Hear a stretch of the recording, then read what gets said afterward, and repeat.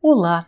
Nesse vídeo, continuaremos a falar sobre emissão de luz por transição eletrônica. Agora veremos como obter a frequência da onda emitida. A gente viu no vídeo passado que o átomo ele tem uma estrutura interna formada por níveis energéticos, aonde o elétron se encontra em algum desses níveis, em um estado quântico, e que esse elétron ele pode alterar o nível energético. Então, para ele se deslocar para um nível energético com mais alta energia, ele necessita absorver a energia de maneira que ele possa fazer essa transição. E o elétron ele pode se deslocar para camadas de menor energia. Nesse caso, que nós chamamos de relaxação, o elétron precisa emitir uma energia para que possa ficar em um estado de mais baixa energia.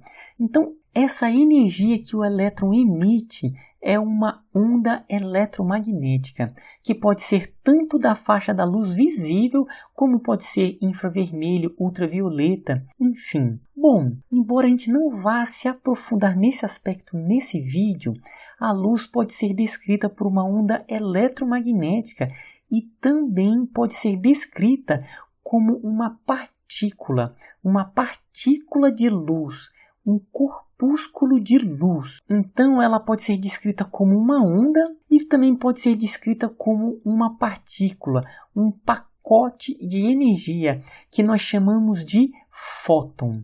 Então o fóton é esse corpúsculo de onda eletromagnética. Qualquer onda eletromagnética pode ser descrita como um fóton. Então o elétron, quando sofre uma relaxação, ou seja, uma transição para níveis energéticos mais baixos, ele emite um fóton. Vamos falar mais um pouquinho sobre o fóton, essa partícula de luz, esse corpúsculo da onda eletromagnética. O fóton também é chamado como um pacote de energia, e essa energia está relacionada com a frequência da onda associada a esse fóton. Então, na onda eletromagnética, quanto maior for a frequência, maior vai ser a energia desse pacote de luz. Ou seja, quanto maior a frequência, maior a energia do fóton. Eles são diretamente proporcionais. E se eles são proporcionais, vamos colocar uma constante de proporcionalidade, que é esse H, chamado da constante de Planck. Então esse H, eu coloquei esse valor, embora a gente não vai utilizar esse valor nesse vídeo, mas é só para mostrar que ele é uma constante, e é ele que permite conectar a energia do fóton com a frequência associada a ele. Então, se nós sabemos a relação entre a energia do fóton e a sua frequência, agora vem a seguinte questão: qual vai ser a frequência da luz emitida em cada processo de relaxação? Quando ocorre uma transição de um nível de energia mais alto para um nível de energia mais baixo, qual vai ser a frequência dessa onda emitida? Bom, nós sabemos que a energia do fóton está associada à frequência. E nós sabemos a energia que o elétron tem que descartar. Qual vai ser a energia que o elétron vai ter que descartar? É a energia que ele tinha nesse estado mais alto, menos a energia que ele teve que ficar nesse novo estado de energia mais baixa, de menor energia. Ou seja, nesse exemplo, vai ser a energia do estado 4 menos a energia do estado 3.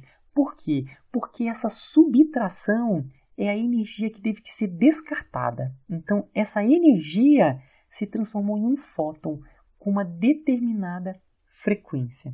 Então, nesse exemplo, é a energia do estado 4 menos a energia do estado 3.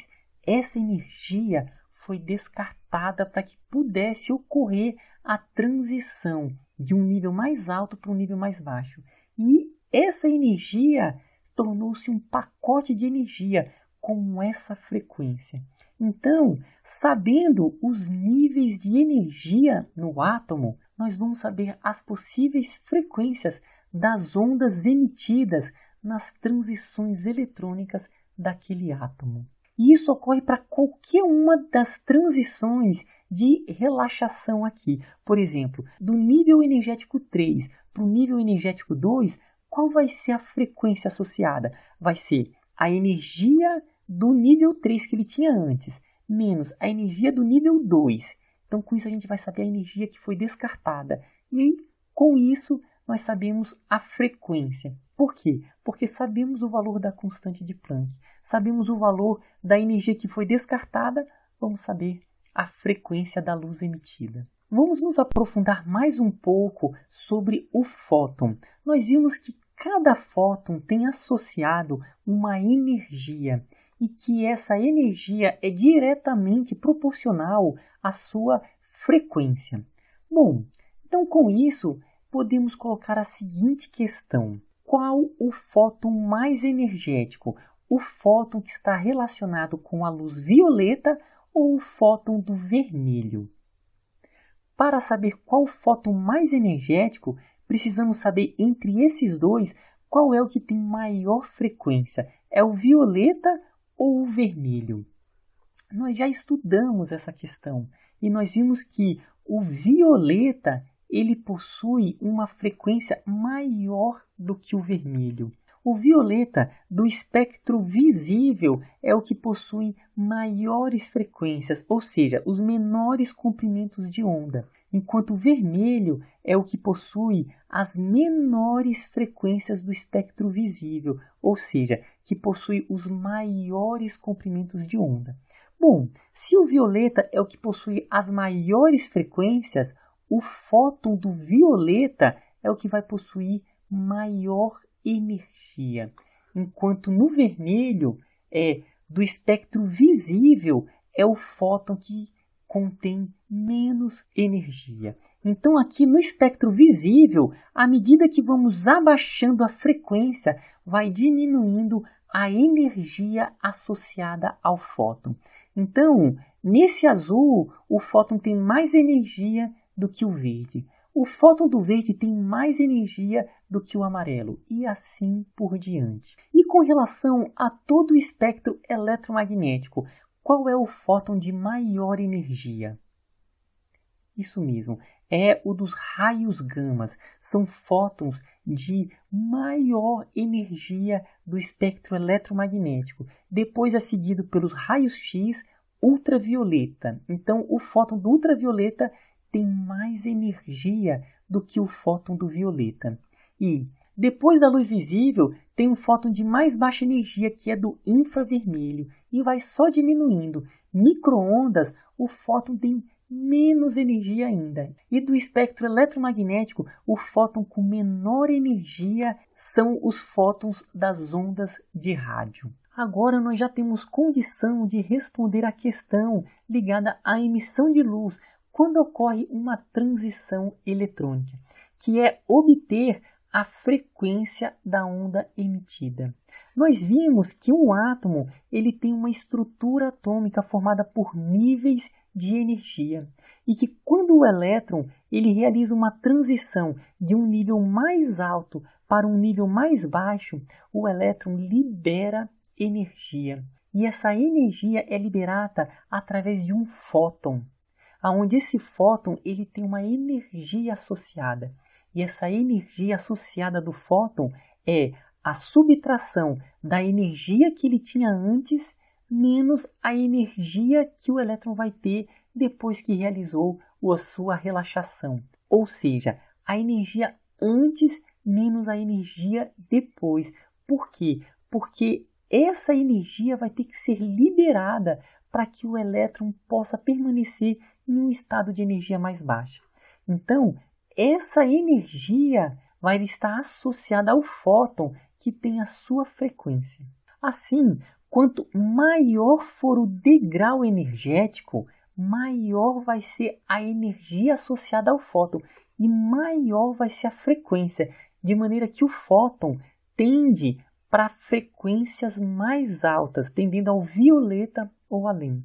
Quanto menor for o degrau energético, menor vai ser a frequência, de maneira que vai tender para frequências mais baixas. Então, aqui, quanto maior for o degrau energético, maior vai ser a energia liberada e mais alta a frequência, ou seja, vai tender para as frequências mais altas. Quanto menor for o degrau, vai tender para frequências mais baixas. Se aqui o degrau fosse menor ainda, a frequência tenderia então cada vez para frequências mais baixas em direção ao vermelho. Então, com isso, sabendo os níveis energéticos de um átomo, é possível saber todas as frequências que esse átomo pode emitir. Ou seja, saberemos quais são as frequências das ondas emitidas por um determinado átomo. Tudo bem? Então, até a próxima.